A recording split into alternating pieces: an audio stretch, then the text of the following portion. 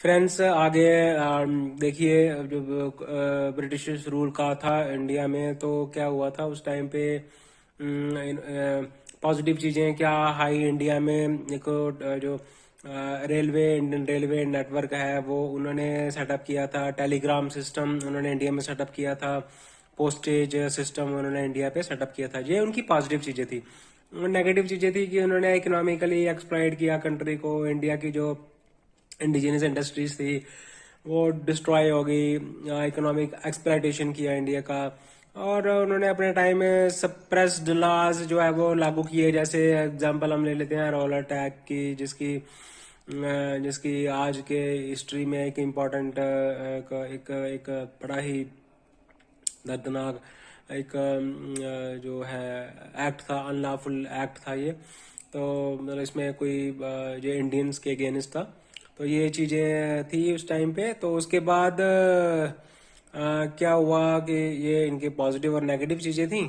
तो Indian independence के बाद फिर रिफॉर्म्स आए। इंडिया ने अपना कॉन्स्टिट्यूशन बनाया 1950 में। ठीक है। तो जो आईएएस, आईपीएस और आईएफएस की जो ये रिक्रूटमेंट सिस्टम है, इंडियन सिविल सर्विस है। आपको पता है इंडियन सिविल सर्विस ये ब्रिटिश की देन है। इन्होंने स्टार्ट किया था, ब्रिटिश ऑफिसर्स को ट्रेन किया था इंडियन एडमिनिस्ट्रेशन को रन करने के लिए। तो आज भी ये चीजें जो है लेगेसी है, आईएएस आईपीएस जो ब्यूरोक्रेसी है, ये ब्रिटिश रूल की लेगेसी है। उसके बाद क्या होता है कि साथ में इन्होंने इंडिया जो कॉन्स्टिट्यूशन लागू तो किया। और उसके बाद जो है बड़े सारे रिफॉर्म्स किए। जैसे पंचायती राज एक्ट आया 1992 में। तो उससे क्या हुआ, जो गवर्नमेंट जो है वो जो डिसेंट्रलाइज्ड पावर्स हो गई। पंचायत को एडमिनिस्ट्रेटिव की पावर्स दी, उनको फाइनेंस की पावर दी, टैक्स कलेक्शन की पावर दी, ताकि वो अपने रीजन में डेवलपमेंट कर सके।